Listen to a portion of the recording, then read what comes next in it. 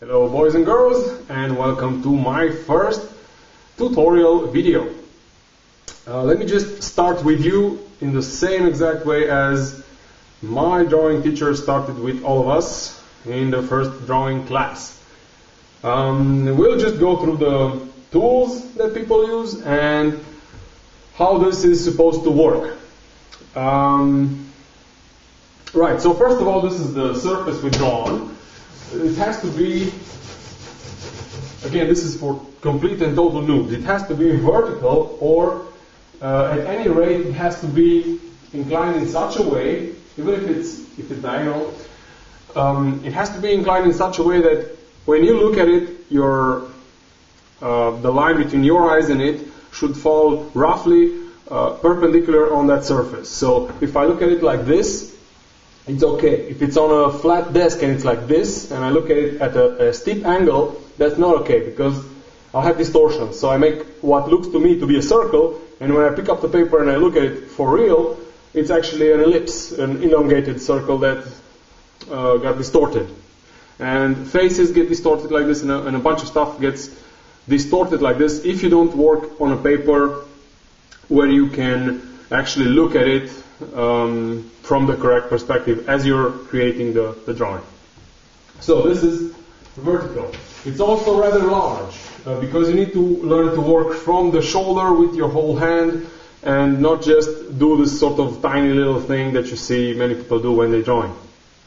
As I understood it, this is the way to learn drawing and painting properly, and maybe after you do this and you understand all the shapes and stuff, then you can also, of course, work on smaller surfaces. But again, those need to be held like this. So when I do sketches in the field, I have something that I hold in my hand. That's a pad, and that's facing me. It's not like this. Then let's talk a bit about the tools and the process. This is what I favor. This is a normal, regular charcoal stick. I have a whole box of them.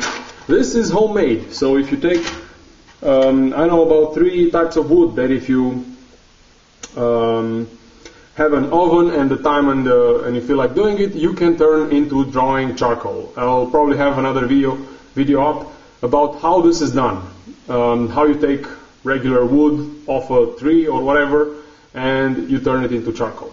This being said, this is how it works.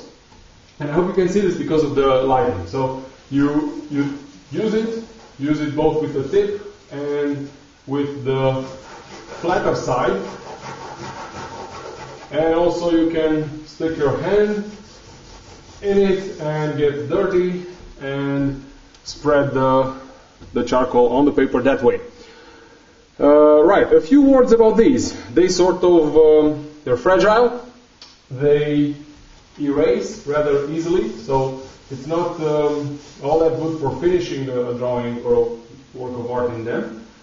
But it is great for the first lines you make on the paper. So as you're just learning to draw, while you don't have the measuring right, it's not helpful if you use more permanent things like ink to draw something, then you have to correct it and erase it and put it somewhere else. So this can be erased.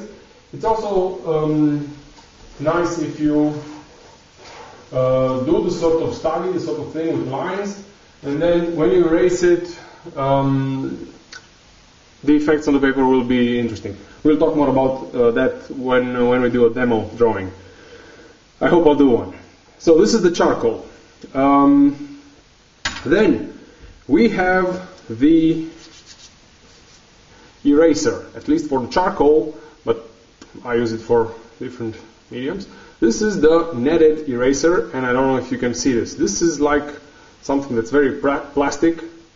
This is used for charcoal specifically. It can break, it can do a bunch of things. I favor it over regular eraser because first of all, it keeps me occupied, keeps my hand occupied, and you have to sort of warm it up before you use it if you want it to work well. It doesn't leave any of those particles, eraser particles, because it just absorbs stuff. It doesn't leave traces all over the paper, all over your table, and so on. As you buy them, they're almost white, a very light gray, and as you use them they get darker and darker until I've seen black ones. Those weren't mine because I keep losing mine, but that's good because they're not cheap. They're not expensive. They're pretty cheap. So we have the charcoal, we have the netted eraser. You can usually find these at art supply stores, not so much at the regular, what do you call it, where you buy your writing materials. I don't know the name for that store in English. So this is used, it's not so much for correcting as for drawing with white. So you will use it for putting things like, if you draw my face, you have this light here, right? So you may do the stuff in charcoal, and then every once in a while you come and take the white of the eye, the white here, and on the nose here, use this eraser to sort of draw with the color of the paper. It's just another drawing instrument, and you should use it as a drawing instrument, not as a sort of correcting instrument. It's not a Ctrl-Z and undo. So that's what we have. We have to go through another one. This is the cloth. This is the rag, as I call it sometimes, or the cloth. I don't know the English correct word for it, but anybody that's using this particular kind of drawing that I learned as well will at some point be using this one. This you can use with pencil, with charcoal, with pastel, with a bunch of drawing tools, and it goes like this. You will do your thing on the paper, and you draw faces and things, and you do a bunch of stuff, and you color it, and so on. And after you've been doing this for quite a while, maybe an hour, or I don't know, you'll be working with your hands, and you have something done on paper, and you apply this. You just go over the whole paper all together, and this is much like applying a blur effect in Photoshop. So it will sort of blur the lines, but you'll still see the drawing as you've been working on it. And then after doing this thing with the cloth, you can come back and recheck your construction. So go again over the lines, see if everything is what it's supposed to be, and you can repeat the cycle several times. And this will give a drawing a nice look if you're doing it right. Not quite there myself, but I try. Yeah. So this is the cloth. Now, this you should have different ones for charcoal and graphite or pencil, because it's not the same thing. So don't mix too much cloth that's used for paint with those for drawing in pencil, with those for drawing in charcoal. Also, the drawing ones, the ones that are filled with the black stuff, with the charcoal or pencil, don't ever wash them. You're not supposed to ever wash them, because it gets sort of valuable. You can add all sorts of effects. You need shades of gray that you need to place in various places on a drawing. So not only on a drawing. And this is the tool to do it with. You will do something like a few lines, and then you sort of swipe with the cloth, and this will give you a fine type of gray that you couldn't otherwise do with the tool itself. So there's no way you can emulate a cloth with your bare hand and a piece of charcoal. You have to use all sorts of other tools to do that, either the back of your hand or fingers or cloth, or there are a few more that I don't know myself, or I don't use myself. There's a smaller one made out of paper. The name escapes me right now. Anyway, this is the cloth. You will need this as well in your drawing, and you have to use it several times, or you can just, how we hold our tools is just best to keep a bunch of them in your left hand, and you'll draw with your right one. So you'll have in your left hand, this is what the teacher told me, not what I always do. In your left hand, you will have the cloth, you'll have the eraser, you may have, if you work with several tools, you may have a couple of these. So your left hand will be pretty busy, you won't just be hanging there. And as you need to change tools, you won't be looking around you and breaking up your concentration, because they will be all in reach. you'll have your cloth, you'll have your everything you need to have. This is how we hold them. Anyway, at arm's in arm's reach. Then the measuring device. I don't know what this is called in English. This one. This is a tiny. It's not perfect, but it's decent. The tiny, straight, steel kind of thing. And this one you use for measuring. Now, how do we measure stuff?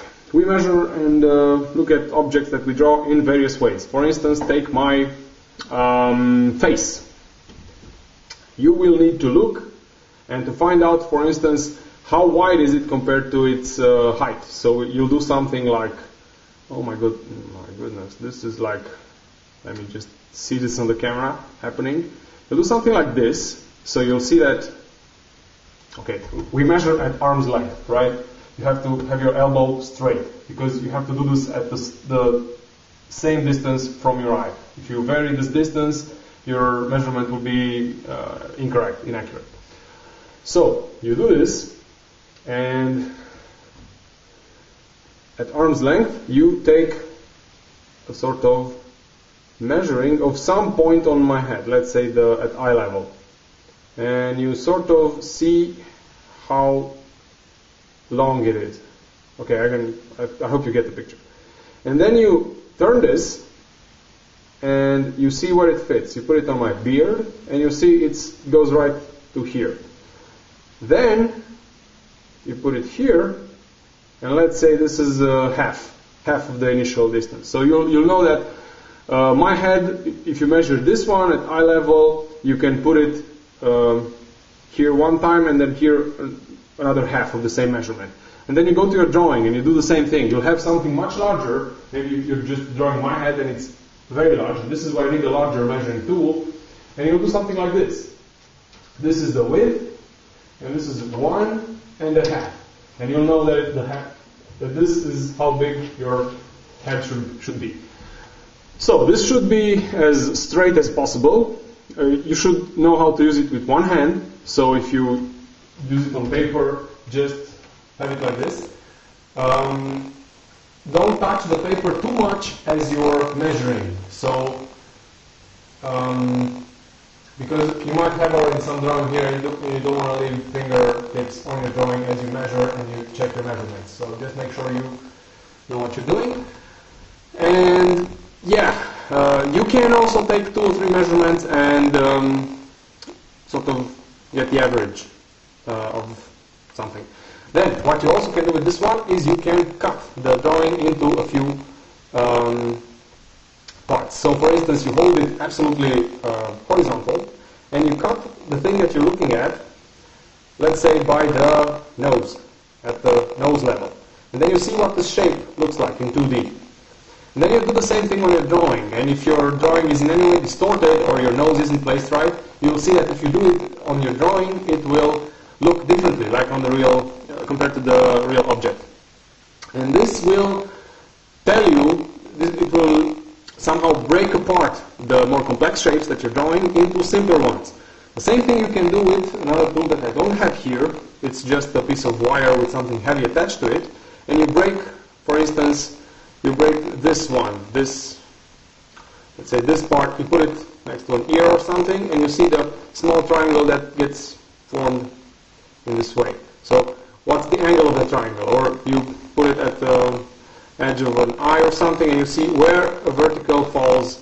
Is it to the left or of the beard, to the right? What's the shape? What does it look like? And this one as well. So, you sort of cut your drawing into slices into vertical slices and horizontal slices with this iron thingy. Especially for this one, you need to do several different ones, because it's not an exact one. Your hands won't be exactly horizontal, but you